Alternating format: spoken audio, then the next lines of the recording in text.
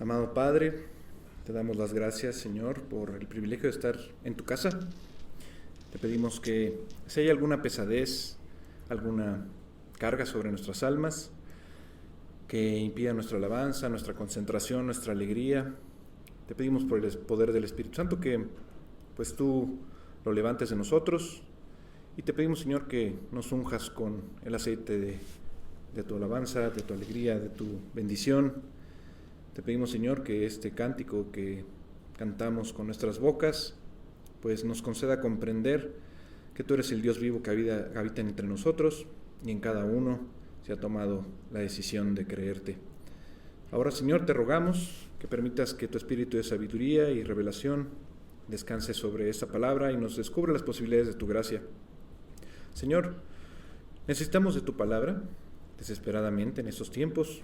Hemos escuchado semana tras semana acerca de tu honor, del privilegio y la bendición de la justificación de los pecados por medio de la fe.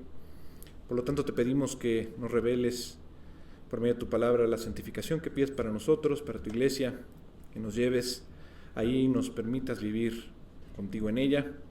Y por eso te pedimos que tomes cada uno de nuestros corazones, sobre todo los que carecen de fe, para que puedan crecer en tu conocimiento en Cristo, y los resucites también por tu misericordia y gracia. Gracias, Señor, por traernos contigo este día, y por nuestros pastores, por Miguel, por Alex que está en el tráfico, por todos nuestros hermanos que todavía no llegan, los que van a escuchar esto después. Y te pedimos, Señor, que pues tú nos bendigas. Todo te lo pedimos en el nombre de tu Hijo Jesús, tu Hijo. Amén. Amén. Bueno, vamos a seguir con nuestro estudio de 1 Samuel en el capítulo 9. Nos quedamos por ahí del 16. Entonces vamos a irnos al 17. Pero vamos a recordar un poquito lo que veíamos, que justamente era como el pueblo de Israel había pedido un rey. Y básicamente quería el pueblo algo correcto en un momento equivocado, pero también con un motivo equivocado. Esto va a provocar que lo paguen en el futuro cercano.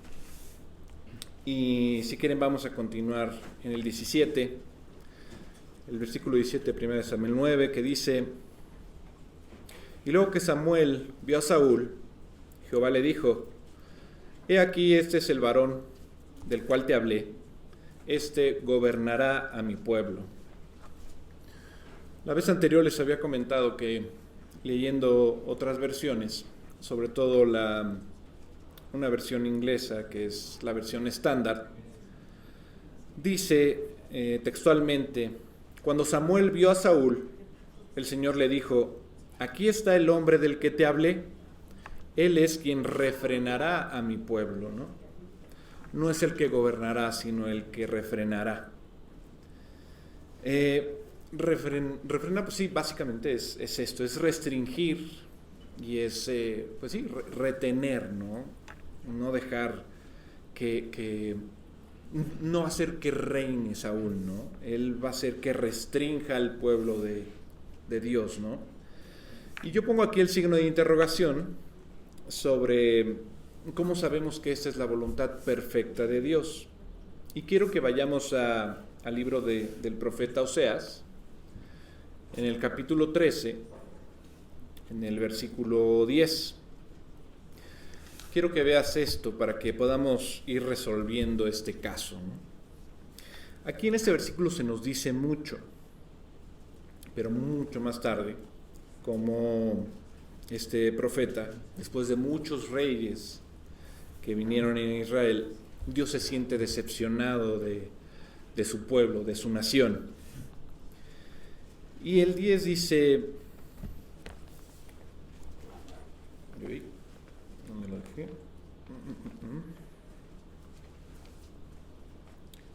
Dice: ¿dónde está tu rey para que te salven todas tus ciudades? ¿Dónde están todos tus gobernantes? Aquellos de quienes dijiste: dame un rey y príncipes. Antes de continuar, Eso es básicamente lo que pide Israel, ¿no? Le dijeron a Samuel, le dijeron a Dios, danos un rey. Pues bien, Dios lo hace. Pero quiero que veas en el versículo 11 lo que le dice Oseas, ¿no? Y dice Dios, te di rey en mi furor y te lo quité en mi ira. Dios no le entregó a Saúl a Israel con una sonrisa en el rostro, sino que en realidad, pues sí, lo puso en su furor, ¿no? Justamente se lo quita en su ira. ¿Cómo puedo decir esto? Porque después vamos a ver cómo el mismo Saúl se suicida, ¿no? Y vamos a adelantarnos nada más para ver ese versículo en 1 Samuel, en el capítulo 31, en el versículo 1, donde dice: los filisteos pues pelearon contra Israel, y los de Israel huyeron delante de los filisteos, y cayeron muertos en el monte de Gilboa. Y siguiendo los filisteos a Saúl y a sus hijos, mataron a Jonatán, a Abinadab y a Malquisúa, hijos de Saúl. Y arreció la batalla contra Saúl, y le alcanzaron los flecheros, y tuvo gran temor de ellos. Entonces dijo Saúl a su escudero: saca tu espada y traspásame con ella, para que no vengan esos incircuncisos y me traspasen y me escarnezcan. Mas su escudero no quería, porque tenía gran temor. Entonces tomó Saúl su propia espada y se echó sobre ella. Y viendo su escudero a Saúl muerto, él también se echó sobre su espada y murió con él. Así murió Saúl en aquel día, juntamente con sus 3 hijos y su escudero y todos sus varones. Vemos pues que Saúl sabe que esta es la voluntad de Dios. Pero no es el sentido de bendecir a su pueblo, sino el de juzgarlo. Hoy en día nuestro país, por los comentarios que hemos hecho como creyentes, sabemos que necesita un avivamiento este pueblo, nuestra nación. Pero más que eso, vemos que es un juicio. Es un juicio de muchas cosas que hemos hecho y que no nos hemos dado cuenta, incluso empezando por nosotros mismos cuando no hablamos de Cristo, ¿no? Sin embargo, hay una esperanza, ¿no? Porque donde sobreabundó el pecado, también abundó la gracia, ¿no? Donde abundó el pecado, sobreabundó la gracia, dice la Biblia, ¿no? Ahora bien, el misterio que estamos viendo es por qué eso no excusa la desobediencia de Saúl. Sabemos desde el principio que el mismo Saúl no era el candidato ideal, ¿no? Que iba a ser el rey que Dios tenía en mente. Sin embargo, Dios lo utiliza. Y a medida que hemos estado leyendo, vemos lo que se le dice a Saúl, y de repente vemos en este versículo, en el siguiente, 1 Samuel 9:18, lo que dice. Entonces Saúl se acercó a Samuel en la puerta y le dijo: dime, ¿dónde está la casa del vidente? Entonces, ahora sí, este jovenzuelo, pues ni siquiera reconoce a la persona más famosa en la tierra de Israel en el momento, ¿no? Básicamente ve un hombre mayor y le dice: oye, dime dónde está el profeta de Dios, dónde está este vidente, ¿no? Él es joven, y cuando uno es joven, pues tiene otros intereses, ¿no? Y no se preocupa por los acontecimientos que hay a su alrededor. Justamente ayer en nuestro desayuno hablamos de muchas cosas, y de repente uno comienza a ver, oye, que las noticias, ¿no? Oye, ¿no? Que Israel, ¿no? Y los grupos que están contra ellos, los países que están contra ellos. Oye, pues ya hubo candidaturas, ya tiene nuevo presidente, ¿no? Para el siguiente periodo, ¿no? ¿Qué va a hacer con China? ¿Qué va a hacer con Ucrania? ¿No? ¿Qué va a pasar con Taiwán, no? Y dices, bueno, ¿qué va a pasar con Latinoamérica, no? Pero uno no pregunta qué va a pasar con mi familia. Estamos en otro lado, ¿no? Y los jóvenes aún más están metidos en su propio mundo, ¿no? No ven más allá de sus propios intereses. Así estaba el mismo Saúl, ¿no? Entonces primero Samuel le demuestra esta autoridad profética y le dice: oye, mira, las asnas de tu padre que estabas buscando, que se habían perdido hace 3 días, no te preocupes, las encontraron, ¿no? Y Saúl no dijo nada acerca de las asnas, básicamente, ¿no? No sabía quién era este hombre. Y Samuel le dice que todo está arreglado, que no se preocupe, ¿no? Pero ¿por qué está haciendo esto? Y es una razón para demostrar que él es profeta, pero desde un punto de vista muy práctico, ¿no? Está lidiando con las distracciones de Saúl y dice, no te preocupes, ya está. Quiero que me atiendas a mí, que me hagas caso, ¿no? Y justamente es antes de darle una revelación importante al mismo Saúl, ¿no? Que el mismo Dios se la reveló a Samuel. Y con eso les quiero decir que a veces llegamos a nuestro estudio distraídos o nos vamos sin saber lo que Dios quería decirnos, nada más escuchamos y tenemos tantas cosas en la cabeza que no entendemos la idea principal, ¿no? Y esa idea principal para muchos puede ser muy diferente, ¿no? Algunos les puede decir una cosa, algunos otra. Es como cuando ves el mismo capítulo varias veces, en cada uno te dice algo diferente dependiendo de lo que estás viviendo, ¿no? Y en nuestros días, pues sí, vivimos con más distracciones que en cualquier otro momento en la historia, ¿no? Nos bombardean por todos lados. Por lo tanto, será necesario que tú y que yo, pues cada vez que nos pongamos bajo la palabra de Dios, pues ya sea en el estudio o en nuestro tiempo con Él, tratemos de eliminar esas distracciones, ¿no? Para que podamos escuchar lo que Él tiene que decirnos. Aquí Samuel está diciendo, mira, vamos a ocuparnos de lo que te preocupa en este momento, ¿no? Y lo que te preocupa, que son las asnas, está bien. Vamos a pasar a lo siguiente, ¿no? El asunto en cuestión. Todo Israel desea algo y hay un rumor en la nación donde todos escuchan, queremos un rey, queremos un rey. Y yo te voy a decir algo, tú eres el deseo del pueblo de Israel. Tú eres ese deseo, ¿no? Ahora imagínate cómo puede reaccionar este joven, que veía, yo creo, un mundo de posibilidades en sus propias fuerzas. Y de repente le llega este profeta, esta persona mayor, esta persona sabia, y donde, pues sí, Saúl mientras mira por sobre todos los demás. Y de repente llega y le dice, oye, todo el mundo te desea, todo Israel te desea. Bueno, porque está alto, ¿no? Entonces, ¿cómo reacciona Saúl, no? Hasta eso lo hace con gran modestia. Les comentaba que si uno no conociera toda la historia de Saúl, pues sí, o sea, te cae bien, ¿no? Y responde justamente en el versículo 21. Saúl respondió y dijo, ¿no soy yo hijo de Benjamín, de la más pequeña de las tribus de Israel? ¿Y mi familia no es la más pequeña de todas las familias de la tribu de Benjamín? ¿Por qué pues me has dicho cosa semejante? Y realmente me agrada la actitud de Saúl. Él, siendo aún joven, se preocupa por su padre, por este mandato que le fue a pedir para buscar lo que se le había perdido. Y sí, va a buscarlos durante pues, un largo tiempo, estos 3 días, ¿no? Y bueno, le dice al criado, oye, pues ¿a dónde vamos? Le dice, yo conozco a alguien, le lleva un regalo que es justamente de este ciclo de plata. Y ahora llega con él, le dice que todo está bien y aparte le da una revelación, ¿no? Le dice, oye, vas a ser rey. Y él seguramente dijo, yo nada más venía por las asnas, no venía a otra cosa, ¿no? Venía a agradecerte, aquí está tu regalo y ya, no me imaginaba todo esto, ¿no?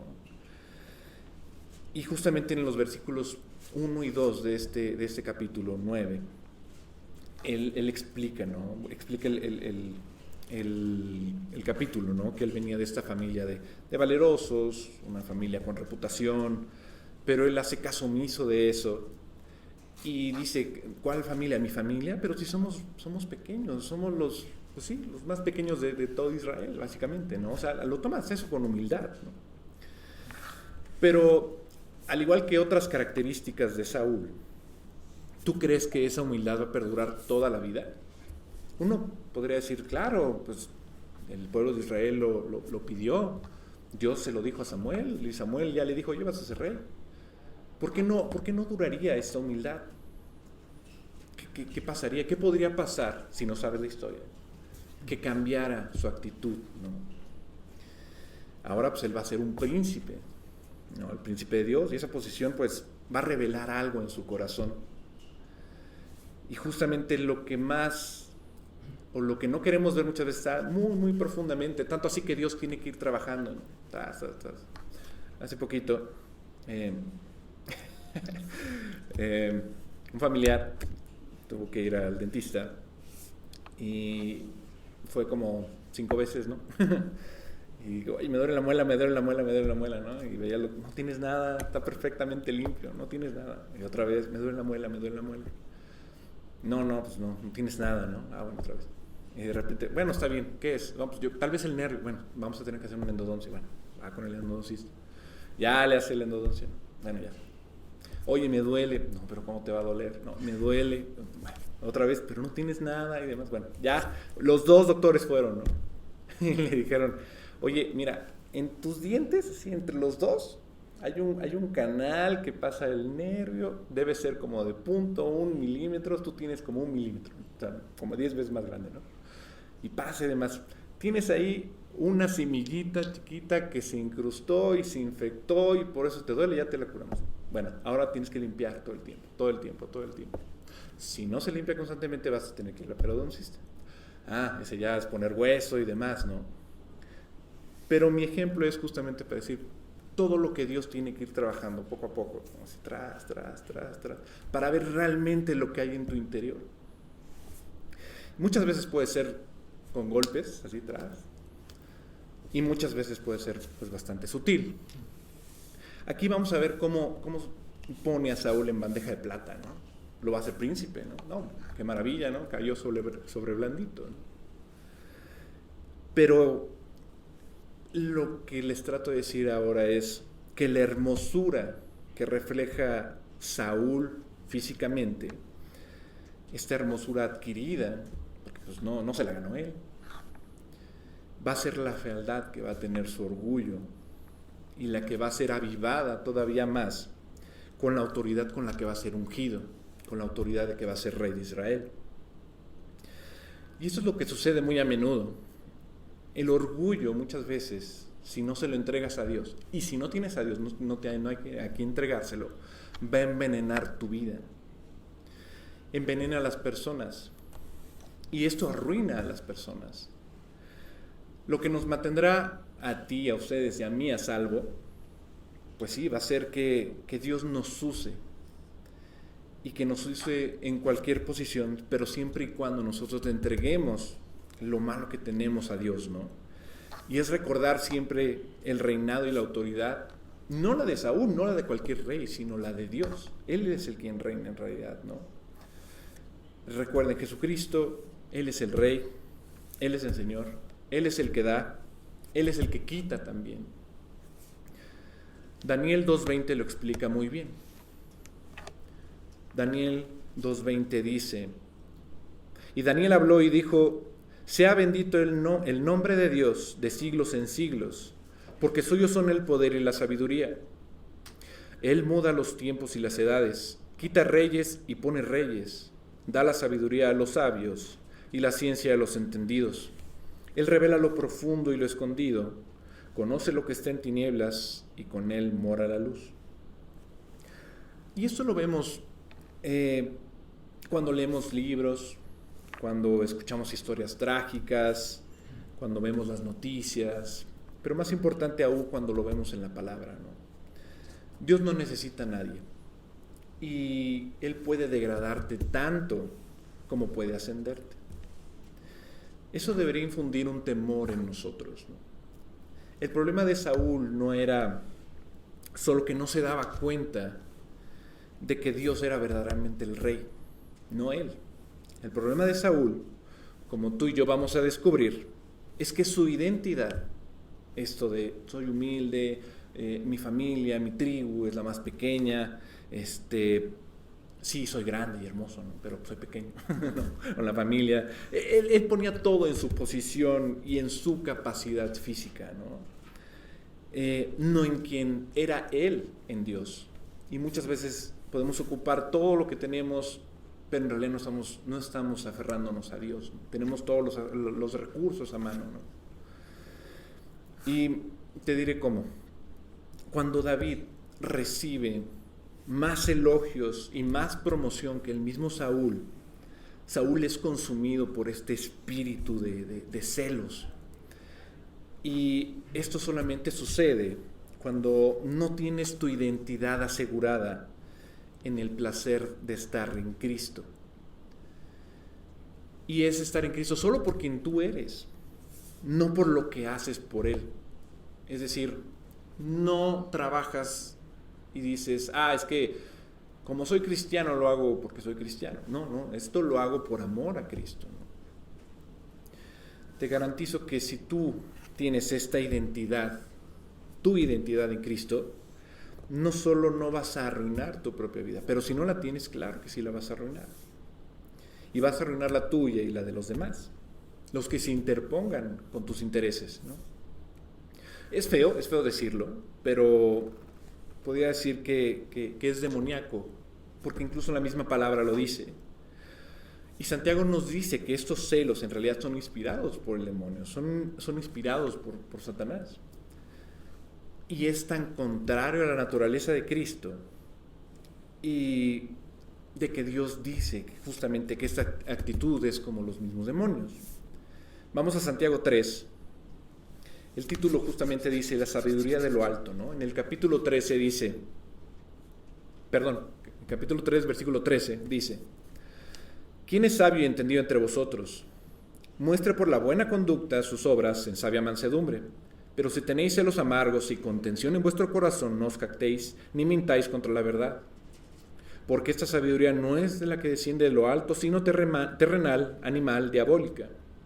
Porque donde hay celos y contención, ahí hay perturbación y toda obra perversa.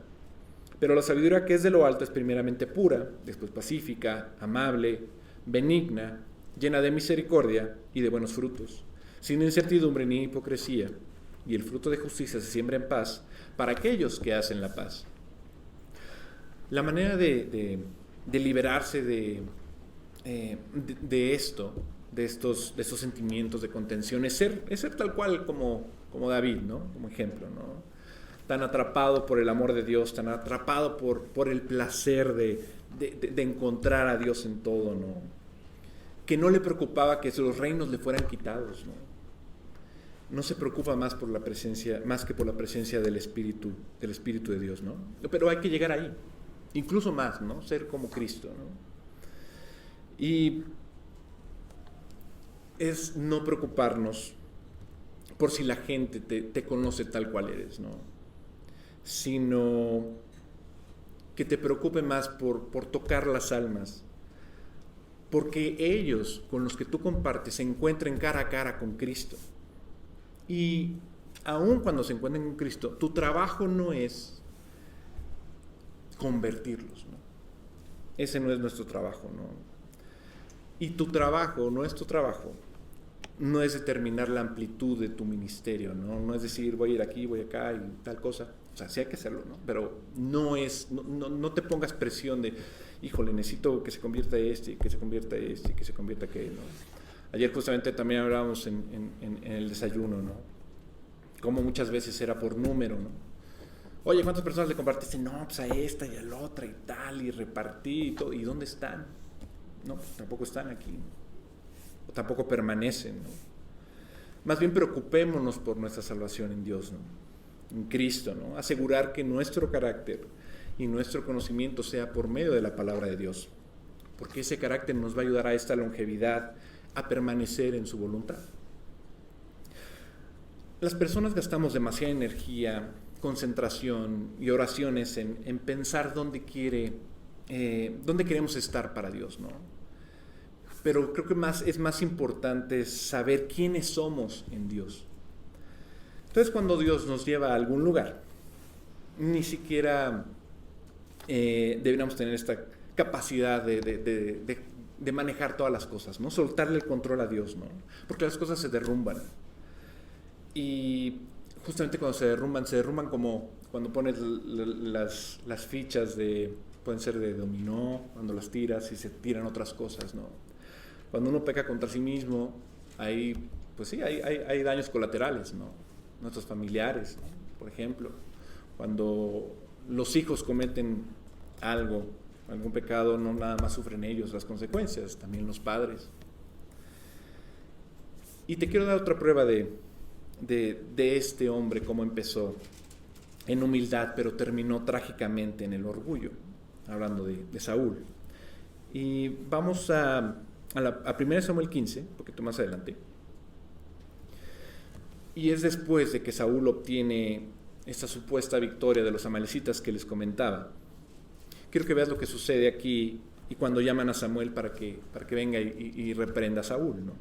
El versículo 10 dice, de 1 Samuel 15, y vino palabra de Jehová a Samuel diciendo, me pesa haber puesto por rey a Saúl, porque se ha vuelto en pos de mí y no ha cumplido mis palabras.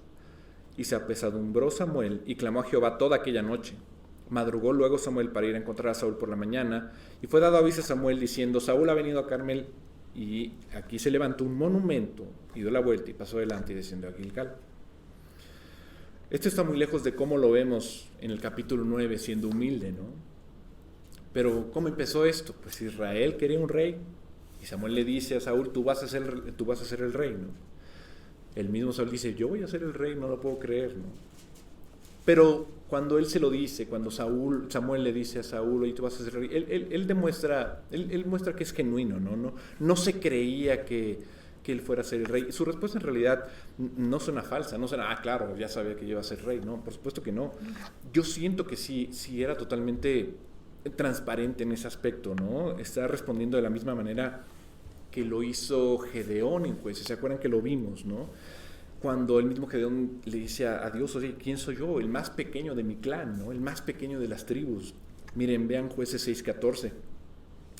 Dice, y mirándole Jehová le dijo, ve con esa tu fuerza y salvarás a Israel de la mano de los madianitas. ¿No te envío yo? Entonces le respondió, Señor mío, ¿con qué salvaré yo a Israel? Y aquí que mi familia es pobre en Manasés, y yo el menor en la casa de mi padre. Jehová le dijo, ciertamente yo estaré contigo y derrotarás a los madianitas como un solo hombre. Gedeón estaba, ¿de verdad yo voy a hacer eso?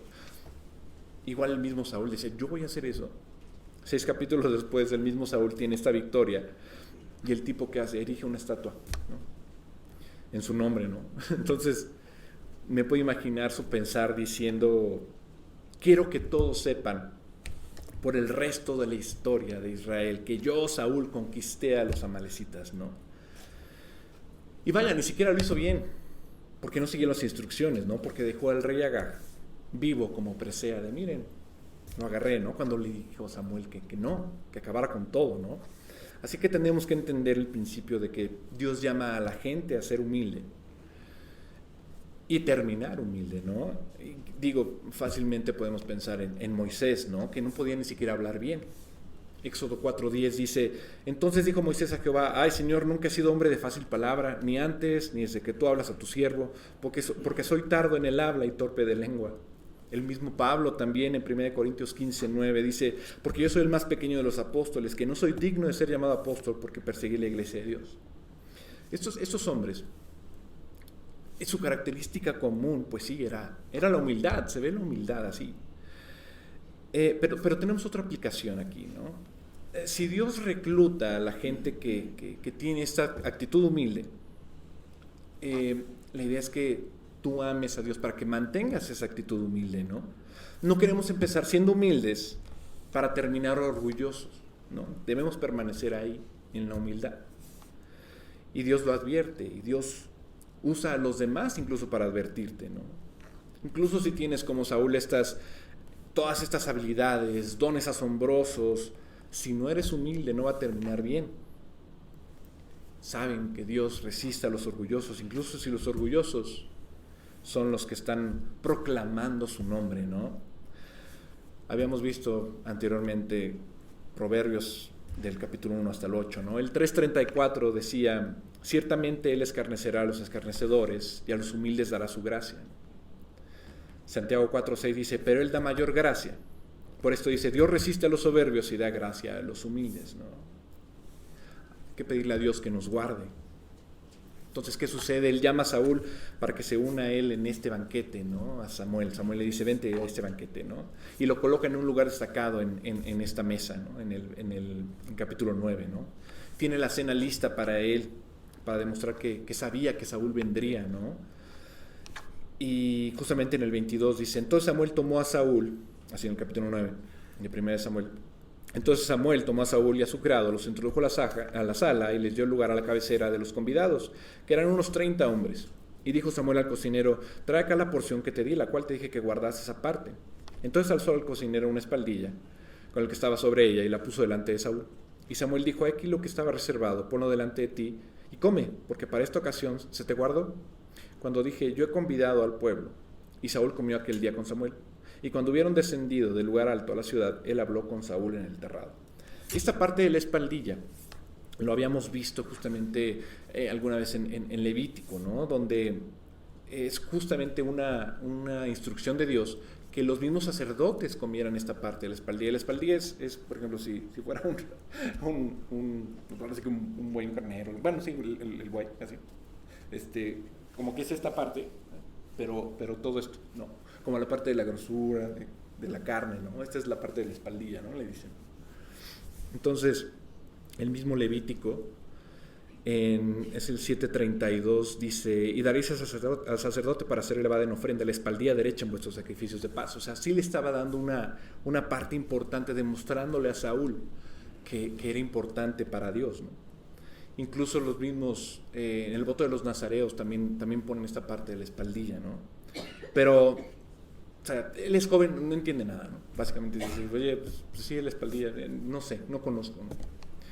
Algunas traducciones dicen que Samuel conversó con Saúl en el tejado, ¿no? Pero aquí, al final del día, Samuel lleva a Saúl a algún lugar, así, supongamos que sí, es el tejado, y lo acuesta para que se duerma y conversen, ¿no? Y esto es lo que pienso al leer el versículo, al finalizar, ¿no? ¿Qué pasaba por la mente de este joven, ¿no? Mientras yacía en esta camilla en la noche, después de todo lo que había pasado, ¿no? Seguramente él decía, ¿qué acaba de pasar? Hoy, hace 3 días temprano salí para buscar las asnas de mi padre, llegamos a esa ciudad, unas mujeres nos dijeron, allá está el profeta que te va a decir dónde, y esta persona mayor se me acerca y me dice, oye, vas a ser rey. Entonces, seguramente estaba pensando todo esto, o quizá no, como cualquier joven, igual se duerme, mira, no pasa nada, ¿no? ¿Quién sabe qué pasó? El versículo 26 de 1 Samuel 9 dice, al otro día madrugaron y al despuntar el alba Samuel llamó a Saúl, que estaba en el terrado, y dijo, levántate para que te despida. Luego se levantó Saúl y salieron ambos, él y Samuel. Y descendiendo ellos al extremo de la ciudad, dijo Samuel a Saúl, di al criado que se adelante, y se adelantó el criado. Mas espera tú un poco para que te declare la palabra de Dios. En una noche, la providencia puede cambiar el resto de nuestras vidas.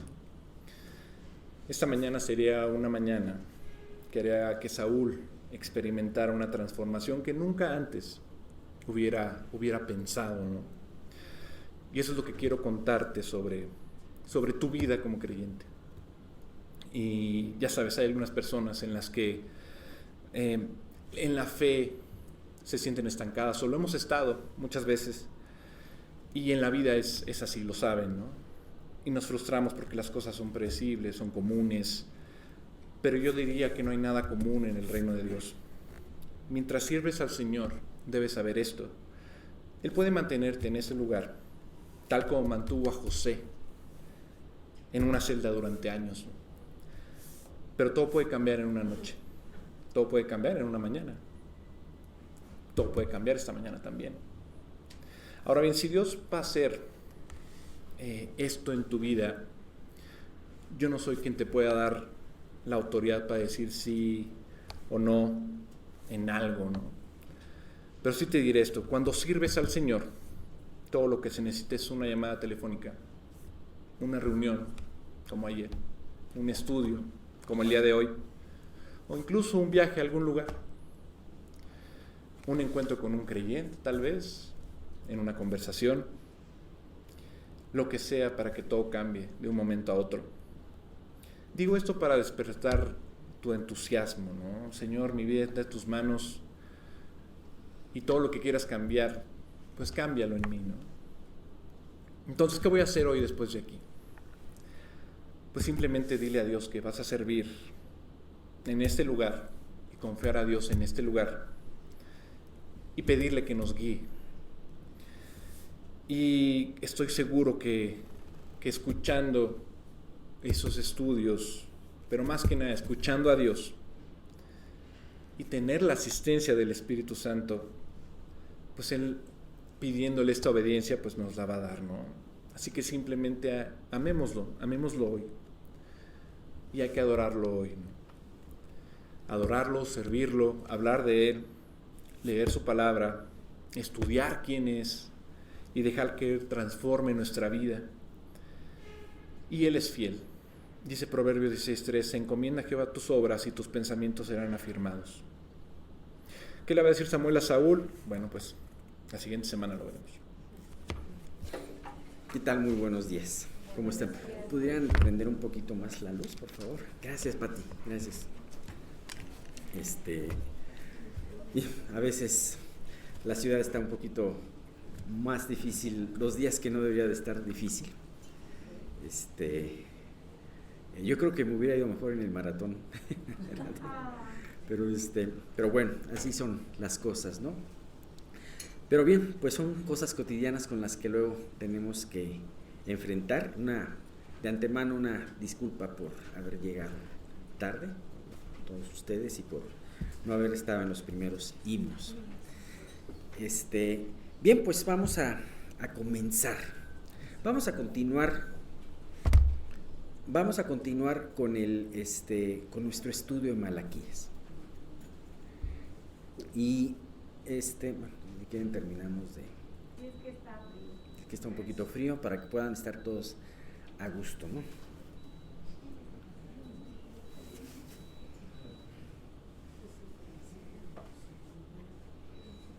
Es que estaba bien, pero no me enseñó. Estaba aventando el aire hacia los lados, empezó a doler el ojo.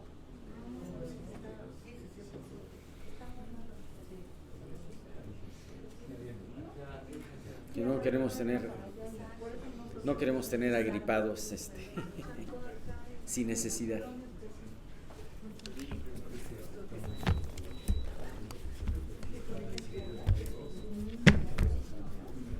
Bueno. Muchas gracias, Miguel, muchas gracias. Bien, pues, ¿se acuerdan que vimos la última vez? Vimos una exhortación muy importante del profeta Malaquías, que le daba al pueblo, un aviso que le daba al pueblo de Dios, y hablaba acerca del arrepentimiento. Y habíamos hablado del arrepentimiento, ese volveos, decía Dios, volveos a mí y yo me volveré a ustedes, ¿no?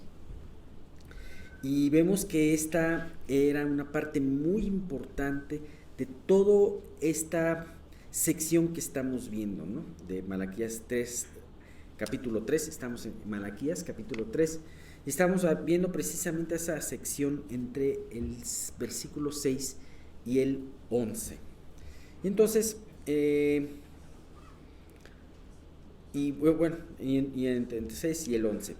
Y entonces estábamos viendo precisamente un punto muy importante en todo este pasaje, el llamamiento de Dios al arrepentimiento. Y ese arrepentimiento era: vuélvanse a mí, ustedes den ese primer paso y yo me volveré a vosotros. Vamos a ver que en un versículo de estos que sigue a continuación también vamos a ver que Dios pide un primer paso también, ¿no? Y así es la fe. Dios nos pide un primer paso, ¿no? Jesús siempre decía, le decía al padre del muchacho lunático, cuando el padre le dijo, si tú puedes hacer algo, y le dijo Jesús, si tú puedes creer, al que cree todo le es posible. Y entonces el padre tomó el primer paso y dijo, creo, ayuda a mi incredulidad. Y bien, pues, una vez que vemos esto del arrepentimiento, vemos cómo el pueblo todavía dice, ¿y en qué hemos de volvernos a ti?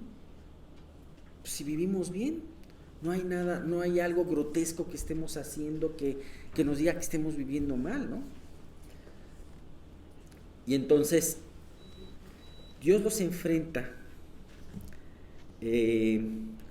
Dios los enfrenta a una situación muy importante. En todo esto, hemos visto un Dios que con toda paciencia y misericordia va enfrentando al pueblo, va enfrentando a diferentes cosas. Ustedes no están honrando mi nombre. Ajá. Ustedes se tienen que volver a mí. Ustedes, y así varias cosas, ¿no? Y entonces el pueblo constantemente está diciéndole en qué hemos de volvernos a ti, cómo hemos estado nosotros deshonrando tu nombre, ¿no? Y así el pueblo sigue. Entonces Dios los vuelve a enfrentar. Y vamos a ver en esta parte del 3:8, ¿no? En donde dice, ¿robará el hombre a Dios? Pues vosotros me habéis robado y dijisteis, ¿en qué hemos robado?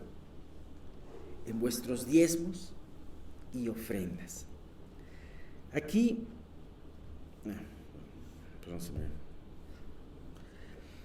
aquí dice, o sea, Dios los enfrenta, dicen, ¿qué hemos de volvernos a ti? Y Dios les dice, ustedes me han robado. Y el pueblo todavía le dice, ¿robará el hombre a Dios? E imagínate, Dios los enfrenta a un pecado, el pecado del robo. Ajá. Y entonces, déjenme ponerme aquí. Y entonces Dios, para hacer más evidente este pecado, dice, ¿cómo es posible que el hombre robe a Dios? Imagínate esta escena. Cuando vemos un ladrón, ¿cómo actúan los ladrones? Los ladrones generalmente actúan o en la oscuridad o actúan de una manera muy sutil para hacer sus fechorías. Ajá. Bueno, verdaderamente lo que prefiere el ladrón antes que nada es que no sea descubierto hasta que él ya esté muy lejos, ¿no? Y el que busca, el criminal perfecto, lo que busca es, o lo que es precisamente el crimen perfecto, de no dejar ninguna evidencia, es más, ni siquiera que parezca que haya sido un crimen, ¿no? Pero aquí es lo terrible. Imagínate, aquí es robarle a Dios. Dios les está diciendo, me han robado y lo han estado haciendo delante de mis propios ojos. Y es que finalmente este acto de robar delante de Dios, pues es algo que no podemos cubrirnos, porque Dios nos ve aún en la oscuridad de nuestra noche y aún en lo que estamos, en lo que podemos estar aparentando, ¿no?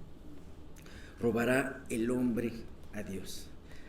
Aquí especialmente se habla de los bienes, pero también hay un tipo de robo que es muy común que hagamos, y es el robo de la gloria. Nos encanta robarnos la gloria de Dios y no nos damos cuenta. Cuando decimos, es que yo he hecho esto por Dios, es que esto me salió muy bien, es que prediqué muy bien, es que mira cómo fui muy valiente para hablarle a esta persona, en fin, varias cosas, o simple sencillamente cuando tú le pides algo a Dios y después no reconoces ni le agradeces lo que Él te respondió, entonces le robas la gloria a Dios. Bueno, esto no habla específicamente el libro de Malaquías. Aquí habla de otro tipo de robo y efectivamente lo maneja Malaquías.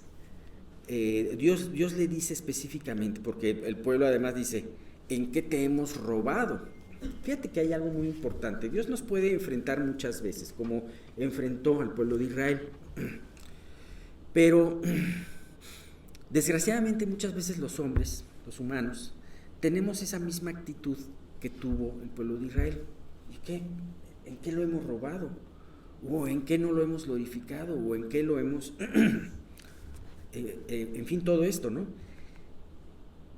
La actitud correcta que debemos de tener es, cuando Dios nos enfrenta a algo, es preguntarnos, no a Dios, sino preguntarnos a nosotros mismos. Si Dios está diciendo esto, ¿por qué lo está diciendo? ¿Qué es lo que Dios quiere al día de hoy enseñarme en todo esto, ¿no? Claro, ellos dicen, ¿en qué te hemos robado? Definitivamente ellos no estaban viendo la gravedad de ninguno de sus pecados. No estaban viendo la gravedad de las ofrendas defectuosas que ellos entregaban. No estaban viendo la gravedad de sus divorcios. No estaban viendo la gravedad de muchas cosas. Y ellos se pensaban limpios y decían, ¿en qué te hemos robado? Y Dios, en su misericordia, les hace muy puntual precisamente para qué es lo que quería llegar. Y dice, en vuestros diezmos y ofrendas. Y luego dice el 3:9, malditos sois con maldición, porque nosotros, la nación toda, me habéis robado. Y luego dice el 10, traed todos los diezmos al alfolí y haya alimento en mi casa. Y probadme ahora en esto, dice Jehová de los ejércitos, si no os abriré las ventanas de los cielos y derramaré sobre vosotros bendición hasta que sobreabunde. Dios aprovecha este cinismo de Israel para empezar a enseñar algo muy importante al pueblo. Ellos estaban menospreciando este mandamiento acerca del diezmo. Entonces, esto da pie a desarrollar este tema muy importante. Y es un tema muy importante no solamente a los creyentes de aquel entonces, o a los judíos, o al pueblo de Israel de aquel entonces, sino también hoy en día. Hoy en día es un punto muy importante, ¿no? Ahora, hay algo muy importante en este asunto. Siempre cuando se trata de este tipo de temas es un tema un poco delicado. ¿Por qué? Porque hay mucha gente que puede decir, híjole, ya me van a pedir algo. Fíjate, me acordé de un versículo, y esto no lo tenía pensado, cuando Pablo en Filipenses les agradece el cuidado que habían tenido por él. Pablo les dice algo muy importante en todo esto. No es que busque dádivas, sino que busco fruto que abunde en vuestra cuenta. Este es un punto muy importante y quiero que ustedes lo puedan tener muy pendiente, muy en la mente en todo este tema que vamos a ver. Acuérdense, es Filipenses capítulo 4, versículo 17. No es que busque dádivas, sino que busco fruto que abunde en vuestra cuenta. Pablo empieza este capítulo hablando acerca y dándole gracias a los filipenses por el cuidado que habían tenido por él. Y sentía un regocijo por ese cuidado que había tenido por él en cuanto a su manutención. Sin embargo, Pablo mismo dice, unos versículos antes, dice, no lo digo porque tenga escasez, pues he aprendido a contentarme, cualquiera que sea mi situación. Sé vivir humildemente y sé tener en abundancia. En todo y por todo soy enseñado, así para estar saciado como para tener hambre, así para tener abundancia como para padecer necesidad. El mismo Pablo decía, no estoy diciéndolos como en una ocasión una persona dijo, oigan, los zapatos que tengo, como que ya es hora, ¿no? No, Pablo decía, no es porque esté buscando algo para mí, puesto que Dios, a la vez de que trabaja con ustedes, trabaja conmigo, decía Pablo. Así como Dios trabaja en sus corazones para que ustedes puedan tener gratitud, y ser generosos, así también Dios estaba trabajando en el corazón de Pablo y enseñándole a tener una palabra que luego nos cuesta trabajo escuchar, que se llama contentamiento. ¿Y cómo lo define el contentamiento? El contentamiento lo define, he aprendido a vivir cualquiera que sea mi situación. Doy gracias a Dios cuando me sobra y doy gracias a Dios cuando me falta. Y precisamente el punto al que lleva esta enseñanza de Pablo en Filipenses es, no es que busque dádivas, sino que busco fruto que abunde en vuestra cuenta. Entonces esto es lo principal. Aquí Dios toca un tema muy importante. Y no es un tema tanto de una colecta. O sea, Dios no necesita el dinero. Dios no necesitaba el dinero de los israelitas para mantener el templo, mantener a los cantores, mantener a los levitas. O sea, Él mismo puede sacar oro de las piedras. Pero aquí, ¿cuál era el punto más importante? Lo que Dios quería atacar a través de todo esto. Y es algo que es una situación muy sutil. ¿Cuál es tu relación con el dinero? ¿Cuál es nuestra relación con el dinero? ¿Qué significa el dinero para nosotros? ¿Lo estamos viendo como Pablo o no lo estamos viendo como Pablo? ¿Lo estamos viendo como una situación que es necesaria y que Dios nos trae porque es necesario para cumplir nuestro ministerio, para cumplir el ministerio de los demás, etcétera, etcétera? ¿O lo estamos viendo como un fin en sí, como nuestro tesoro? Ahora, no tenemos que tener mucho dinero en una cuenta para tener problemas con el dinero, porque finalmente nosotros podemos tener poco dinero, pero en nuestro corazón podemos tener un verdadero problema de codicia y de avaricia. Así que si tú dices, no, pues sabes que yo tengo 100 pesos en mi cuenta, no hay problema. O sea, esta enseñanza no es para mí. No, sí es para ti también, porque lo importante es cómo está tu corazón con respecto a lo material, ¿no? Bien, Dios le muestra y le contesta a ellos que estaban robándole al no entregar todos los diezmos y ofrendas. Así como Dios los enfrentó anteriormente a la calidad de sus ofrendas, a la calidad de sus sacrificios, Dios los está enfrentando en ese momento a la cantidad de sus sacrificios. Ajá. Ahora, podemos con todo esto, lo que dice el pasaje, pensar que efectivamente ellos, o la mayoría de ellos, seguían entregando sus diezmos y sus ofrendas. Sin embargo, como plantea el asunto, no lo entregaban completo. Delante de los demás, aparentemente cumplían con eso, como cumplían también con las ley de los sacrificios, sacrificando un animal defectuoso, y aparentemente cumplían, pero ellos no estaban cumpliendo delante de Dios. Igualmente ellos aquí aparentaban cumplir este mandamiento. Sin embargo, delante del juez de toda la tierra existía un faltante. Ellos sustraían lo que no era de ellos. Ahora, ¿qué es esto del diezmo? ¿Dónde surgió? ¿Qué pasó? ¿Qué es lo que dice la palabra acerca de esto? Para estudiar un poquito más a detalle, vámonos a esta parte que nos habla en el Antiguo Testamento. Vemos que esto nos lo dice en Deuteronomio 14 del 22 al 27. Vamos a ver, y yo creo que nos vamos a tardar tanto esta vez como la siguiente, ver qué es lo que dijo el Antiguo Testamento y ver qué es lo que dice el Nuevo Testamento, porque hay ciertos cambios. Entonces, yo sé que a lo mejor pueden haber varias dudas después de todo esto que veamos, pero vamos a completar con el favor de Dios la próxima semana, ¿no? Entonces, ¿qué dice? Vámonos a Deuteronomio 14 del 22 al 27.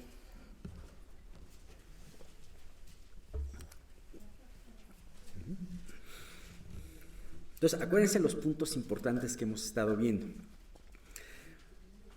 El tema central de esta sección es el arrepentimiento. Ajá. El segundo tema es, Dios al pedir esto, o Pablo en el sentido de pedir esto, no es que buscara dádivas, sino que buscaba fruto que abunde en su cuenta. ¿Y cuál era lo tercero? Lo más importante y el tema principal de todo esto es tu relación con el dinero. ¿Dónde está tu corazón? ¿Dónde está tu tesoro? Deuteronomio 14 del 22 al 27 dice: indefectiblemente diezmarás todo el producto del grano que rindiera tu campo cada año. Y comerás delante de Jehová tu Dios en el lugar que escogiere él para poner ahí su nombre. El diezmo de tu grano, el diezmo de tu vino, de tu aceite y las primicias de tus manadas y de tus ganados, para que aprendas a temer a Jehová tu Dios todos los días. Y si el camino fuere tan largo que no puedas llevarlo por estar lejos de ti el lugar que Jehová tu Dios hubiera escogido para poner en él su nombre, cuando Jehová tu Dios te bendijere, entonces lo venderás y guardarás el dinero en tu mano y vendrás al lugar que Jehová tu Dios escogiere. Y darás el dinero por todo lo que deseas, por vacas, por ovejas, por vino, por sidra o por cualquier cosa que tú deseares, y comerás ahí delante de Jehová tu Dios, y te alegrarás tú y tu familia, y no desampararás al levita que habitare en tus poblaciones, porque no tiene parte ni heredad contigo. Aquí hay varios puntos que me impresionan mucho. Nos habla de un diezmo, que es un 10% de lo que Dios les prosperaba a ellos, y lo dice aquí, y nos habla también de que este diezmo tenía que ser llevado al lugar donde estuviese el tabernáculo de Dios. A ellos se les permitía disfrutar de ese diezmo, comiendo parte de él y gozándose delante de su Dios. A mí me impresiona esto. Este es un detalle muy importante, porque si hay algo que Dios quiere que hagas para Él, también quiere que lo hagas con gusto, que te alegres con Él. Este es un punto muy importante que vamos a profundizar un poquito más cuando veamos en el Nuevo Testamento lo que dice Dios acerca de esto, ¿no? Y habla de que es muy importante para no desamparar al levita. Y además se tenía una especie de diezmo que era para no desamparar ni al huérfano ni a la viuda. También ahí en otra parte de Deuteronomio. Pero, sin embargo, hay un aspecto muy importante que quiero resaltar en todo este pasaje. Dios generalmente, cuando da una ley, también dice por qué la da. Y entonces yo puse aquí en negritas esta parte que dice: para que aprendas a temer a Jehová tu Dios todos los días. ¿Cuál era el propósito del diezmo? No era simplemente mantener un tabernáculo, un ministerio, gozarte con Dios, no. Lo más importante era que tú y yo aprendamos a temer a Dios todos los días. El diezmo era algo frecuente porque así mismo tu salario es algo frecuente, es algo regular y algo frecuente. Y es algo que constantemente te recuerda de dónde viene tu salario, de dónde viene esto. Cuando el caso es que Dios no quiere que ningún aspecto de nuestra vida esté independiente de Él. Hay veces que podemos caer en el error de que pensamos y decimos: ok, esto es de Dios, pero esto no. No, Dios quiere todos los aspectos de nuestras vidas. No solamente quiere las 2 horas que podamos estar aquí en los domingos o nuestros tiempos al lado de Él, sino realmente toda nuestra vida. Y esto es algo muy importante. Así que, ¿cómo está esto de que aprendas a temer a Jehová a través del diezmo, a través de la ofrenda? Que aprendas a temer a Jehová todos los días. Bien, Dios quiere varias cosas, entre ellas que tú dependas de Él. Al ofrendar, tú estás reconociendo que dependes de Dios. Y sobre todo cuando ofrendas en los tiempos difíciles, dependes de Dios. Y además Dios te guarda de que tu corazón no sea desviado amando al ídolo de las riquezas o del esfuerzo propio. Ahora, hay que entender varias cosas. ¿Cómo ve Dios el dinero o cómo ve Dios el grano o el vino o el aceite con el que te prospera? Bien,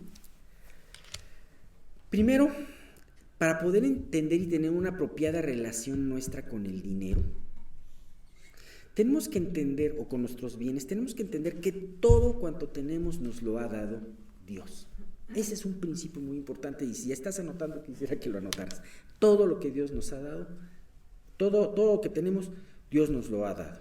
Sí, yo sé que tú me podrás decir, tenemos que levantarnos para ir a trabajar y tenemos que resolver dentro del trabajo pues las diferentes cosas y tenemos que hacer muchas cosas y a veces trabajo duro y nuestro trabajo es duro y demandante y que, oye, espérate, que yo llego al trabajo, a la oficina a las 7 y me voy a las 11, ¿no? Sí, pero ponte a pensar que si no fuera por Dios no tendrías todo esto, no tendrías ni primeramente trabajo, no tendrías la sabiduría. ¿Quién te dio la sabiduría? O sea, ¿quién te dio a tus papás que pudieran ver por ti, que tuvieras una formación para poder ganar dinero? Ajá. ¿Quién te da la salud simple y sencillamente? El poder sentirte con la salud adecuada para levantarte a trabajar. Si tú gozas de la bendición de un coche, ¿quién te dio el coche? Si tú no gozas con esa bendición, pues gozas con la bendición del metrobús o del metro. O sea, de alguna manera todo ha sido puesto por Dios. Entonces, todo, absolutamente cuando tenemos, nos lo ha puesto Dios. Inclusive, si tú eres arquitecto, si tú eres ingeniero, si tú eres químico, si tú eres doctor, ¿quién te dio el gusto por lo que tienes? ¿Quién te puso desde chico? Ay, a mí me gustaría ver, de repente viste un programa de emergencias y dijiste, yo quiero hacer esto. Entonces, toda esa situación Dios lo ha puesto en tu vida. Entonces, todo te lo ha dado Dios. Bueno, como dice el Salmo 24:2, de Jehová es la tierra y su plenitud. Fíjate qué hermoso, es la tierra y su plenitud, el mundo y los que en él habitan. Tú también eres de Dios. Teniendo en cuenta todo esto, yo ya me adelanté a través de este versículo. Si Dios te ha dado todo, entonces ¿a quién le pertenece todo lo que tienes? A Dios. Tu vida, tus bienes, tu familia, todo cuando tienes, le pertenece a Dios. Cuando estamos viendo nuestro trabajo, nos olvidamos de eso y vemos nuestro trabajo como puro mérito propio, entonces ¿estamos dándole lugar a Dios? No, estamos dándole lugar a nuestro orgullo. Bien, teniendo esto en cuenta, así como que en cuanto a que todos nuestros bienes le pertenecen a Dios, tenemos que en cuenta que aunque una persona ofrendara una parte, por ejemplo, un 10%, el 90% restante le sigue perteneciendo a Dios. Solamente que hay una parte que tú le das a Dios y te olvidas de ella. Y hay otra parte que Dios te da el poder administrarla. Ajá. Y tomar decisiones sobre esa parte en tu dinero o en tus bienes. Pero déjame decirte una cosa. Aunque Dios te da esa libertad en ese restante, si es 90, si es 95, si es 80%, de todas formas, no quiere decir que tú seas el dueño de esos bienes o de esas riquezas. El dueño sigue siendo Dios. Así que no te vuelve eso en dueño, sino te vuelve en administrador. Muchas veces hemos visto esta palabra que se llama, la famosa palabra ser mayordomos, la mayordomía. La mayordomía no es otra cosa más que administrar. El mayordomo de una casa, como de esos que te reciben con fraga y está atento de muchas cosas, está atento inclusive, los amos le dan el dinero y sus jefes les dan el dinero y ellos lo administran y ellos son responsables de todo esto, sin embargo no es de ellos, están trabajando para su patrón, de la misma manera nosotros. Entonces yo creo que una parte muy importante en nuestra relación del dinero es estos 3 puntos que hemos visto. 1, Dios nos ha dado todo. 2, todo lo que Dios nos ha dado le pertenece a Él. Y 3, porque le pertenece a Él, somos nosotros administradores de lo que Él nos da. Bien. Ahora, Aquí hemos visto acerca de esto, este diezmo o décima parte de la provisión de Dios servía única y exclusivamente como un punto de partida para la ofrenda. Era un punto de partida, no quería decir en aquel entonces que fuese limitativo. Claro, era una especie de impuesto, era obligatorio dar ese diezmo, ese 10%. Ajá. Quien quisiera ofrendar más lo podía hacer, sin embargo no se podía menos. Por eso Dios acusa a los israelitas que le daban el diezmo incompleto. El problema no era retener una parte menos, sino el problema era tener un corazón malo para con Dios, un corazón lleno de tacañería, incredulidad e ingratitud. Ese era el punto importante. Como dijimos, no íbamos a volver a Dios rico, imagínate, cuando Él es el que enriquece, nos enriquece a todos, ¿no? Ahora, el versículo que vimos, el 9, está muy fuerte. Dice, malditos sois,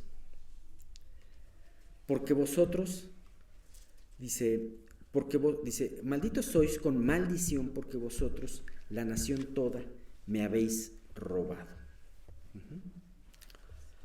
Y bueno, esto traía definitivamente, el dar este diezmo incompleto traía una maldición sobre ellos.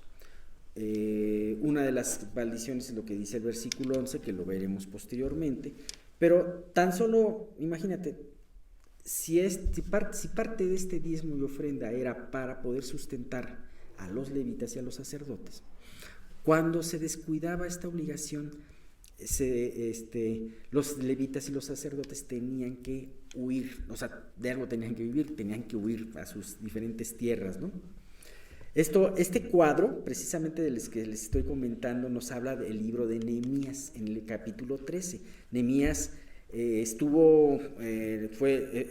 su primera visita a Jerusalén, fue cuando levantó el muro y puso muchas cosas en orden.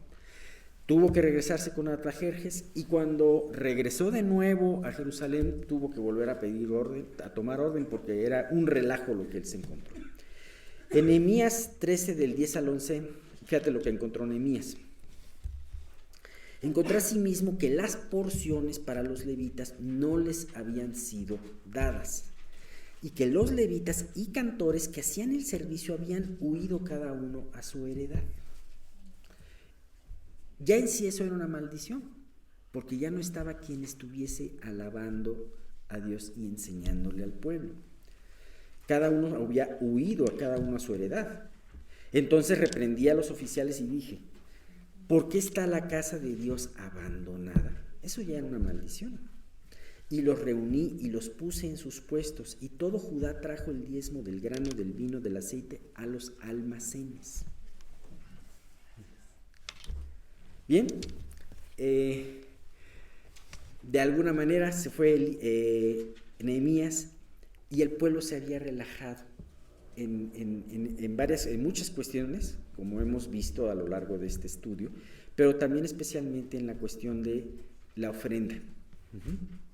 Ahora, hemos hablado de que el punto principal era para que aprendas a temer a Dios todos los días de tu vida. Y parte de este temor que Dios quería enseñarle al pueblo era también ejercitar la confianza en su provisión. Por esta razón, Dios señalaba aquí en Deuteronomio 14 esta ordenanza como indefectible. ¿Tú sabes qué quiere decir la palabra indefectible? Sinónimos de la palabra indefectible quiere decir inevitable o indeclinable también. Así que Dios le decía a la gente, no importa la situación si estás pasando por una situación difícil económicamente, tú tienes que confiar en Dios,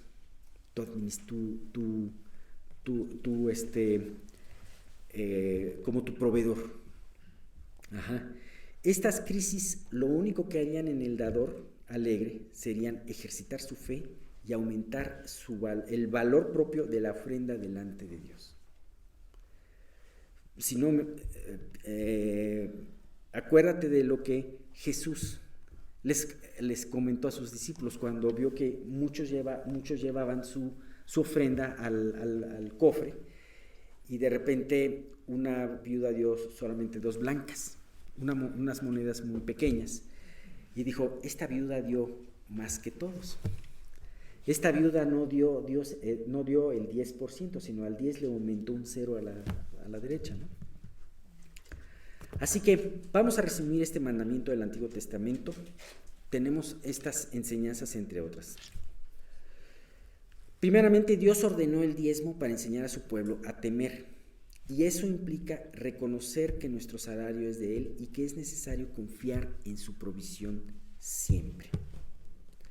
Y 2, Dios permitía a través del diezmo participar en el ministerio de los sacerdotes y levitas. ¿Por qué hablaba de los sacerdotes y los levitas, que finalmente son de la misma tribu? Porque acuérdense que Dios no les dijo a los sacerdotes y a los levitas que iban a tener heredad. Ellos no iban a tener heredad. Les iban a dar tan solo algunas parcelas para consumo propio, pero no iban a tener heredad. Dios iba a ser su heredad, y esa era la mejor heredad de todas. Pero a través de participar en ofrenda, Dios le permitía al demás pueblo participar de la bendición del ministerio de ellos, ¿no? Ahora, la visión que Dios nos da de la figura del diezmo en Deuteronomio 14 ha tenido algunos cambios con respecto a la iglesia del Nuevo Testamento. Lo primero que tenemos que entender es que Dios ha visto y quiere que veamos siempre nuestra ofrenda como una acción de gracias, como una acción de alabanza. Es decir, que ésta salga de un corazón agradecido y no por imposición. Aunque en la ley de Moisés era una imposición, se tenía como un impuesto, una especie de impuesto. Los impuestos se llaman así porque son impuestos. David nos enseña, la idea es que Dios fuera como un resultado de ese agradecimiento y esa alabanza del corazón de las personas. Fíjate que el rey David nos enseñó mucho acerca de este punto. Imagínate, David escribió muchísimos salmos, y ¿quién no sabría de alabanza sino David, no? Cuando él está presentando a su hijo Salomón y está hablando del templo, de los proyectos que tenía del templo y de cómo Dios le dijo que él no lo iba a construir. David no lo construyó el templo, pero en cierta manera también tuvo una colaboración muy importante, porque en David tuvo muchas cosas, las dio para el templo, y además él hizo los planos del templo. Y entonces empezó a comentar todo esto y empezó a hablar de todo lo que este rey había dado voluntariamente para el templo, e invitó a los demás a poder compartir de esta ofrenda, ¿no? Y fíjate, cuando vio que el pueblo empezó a ofrendar voluntariamente y con gozo, David se gozó muchísimo. Acuérdense el versículo: no es que busque dádivas, sino que busco fruto que abunde en vuestra cuenta. En 1 Crónicas 29:14 dice: porque ¿quién soy yo y quién es mi pueblo para que pudiésemos ofrecer voluntariamente cosas semejantes? Pues todo es tuyo. ¿Se acuerdan el principio que hemos visto? Pues todo es tuyo, y de lo recibido de tu mano te damos. 1 Corintios 26, 10 al 17. Sigue la oración David. Oh Jehová, Dios nuestro, toda esta abundancia que hemos preparado para edificar la casa a tu santo nombre, de tu mano es, y todo es tuyo. Yo sé, Dios mío, que tú escudriñas los corazones, y que la rectitud te agrada. Por eso yo con rectitud de mi corazón voluntariamente te he ofrecido todo esto, y ahora he visto con alegría que tu pueblo, reunido aquí ahora, ha dado para ti espontáneamente. Cuando lees estos pasajes dices, ¿qué visión tan clara tenía David del ofrecimiento de las ofrendas? Hasta parece una visión neotestamentaria. Si tú te das cuenta, hay muchos detalles que aparecen con lo que vamos a ver posteriormente que dijo Pablo acerca de esto, ¿no? Fíjate, me impresiona porque habla de lo que ya habíamos comentado. O sea, número 1 es, ¿quién soy yo y quién es mi pueblo para que pudiésemos ofrecer voluntariamente cosas semejantes? O sea, aún la disposición de ofrecer la pone Dios en el corazón. Y además, ¿vamos a enriquecer a Dios? No, David mismo, a pesar de haber ofrendado talentos de oro, decía, es que yo no te puedo enriquecer. ¿Por qué? Porque yo estoy dándote una pequeña parte de lo que tú me das. Pero además dice, o sea, reconoce que todo es suyo, que todo es de Dios, y que Él escudriña los corazones y la rectitud te agrada. Vamos a ver, y yo creo que vamos a verlo en la siguiente sesión, que el Nuevo Testamento nos habla más que un hecho de la ofrenda, nos habla más de los motivos para ofrendar. Pero aún así, aquí David nos habla que Dios escudriña los corazones, Él revisa, investiga, escanea los corazones, y la rectitud le agrada. Lo que Dios le agrada no es tanto lo que des, sino lo que está en tu corazón al dar. Es lo más importante. Y dice, y David le daba gracias a Dios porque Dios había producido en él la rectitud de mi corazón, voluntariamente te he ofrecido todo eso. Ajá. Y ahora he visto con alegría que tu pueblo reunido aquí ahora ha dado para ti espontáneamente. ¿Se acuerdan esto? No es que busque dádivas, sino que busco fruto que abunde en vuestra cuenta. Pues sí, vamos a ver el próximo estudio, qué es lo que nos dice y qué diferencias es, qué es lo que ha pasado, qué es lo que dice de todo esto en las cartas, especialmente lo que dice en 2 de Corintios. Y creo que vamos a quedarnos hasta aquí. Creo que hay muchas cosas en las que podemos ahorita meditar. Algo muy, muy importante, por ejemplo, aún en el Antiguo Testamento, es que aunque era algo impuesto, ahora sí que Dios siempre se ha gozado de la espontaneidad del corazón. Porque la ofrenda, más que ayudar a la causa, lo que verdaderamente hace es transformar un corazón. Lo que realmente hace es cuidar un corazón, es hacer, como decía Dios precisamente en Deuteronomio, aprendas a temer a Jehová tu Dios todos los días. Bien, pues vamos a quedarnos hasta aquí y continuamos Dios mediante la próxima semana, que es el último estudio. Ya te digo un teclado. Alex, ¿vamos a orar por Edwin? Vamos a orar, claro que sí. Ajá, ¿podemos orar por Edwin? Edwin, sí.